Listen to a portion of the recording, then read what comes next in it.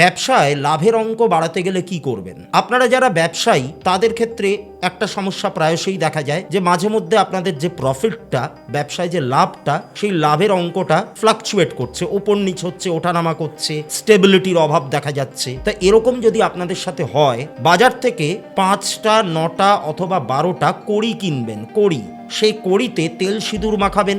আপনাদের অধিকাংশ মানুষের বাড়িতেই, যারা বিশেষ করে ব্যবসা করেন, তাদের বাড়িতে ঠাকুরের আসনে মা লক্ষ্মীর প্রতিমা বলুন বা ছবি বলুন রয়েছে। সেই ছবির সামনে কড়িগুলোকে রাখবেন এবং মনে মনে মায়ের কাছে প্রার্থনা করবেন যাতে আপনার ব্যবসাটা ভালো চলে এবং লাভের অঙ্ক বাড়ে। এবার এই প্রার্থনাটা করার পর এক রাত্রি কড়িগুলো ওখানে রাখবার পরে আপনাদেরকে কড়িগুলোকে নিয়ে ব্যবসা স্থানে রেখে দিতে হবে, যেখানে আপনাদের ক্যাশ বক্স বলুন বা ক্যাশ রেজিস্টার বলুন, যাই থাকুক না কেন যেগুলো রয়েছে।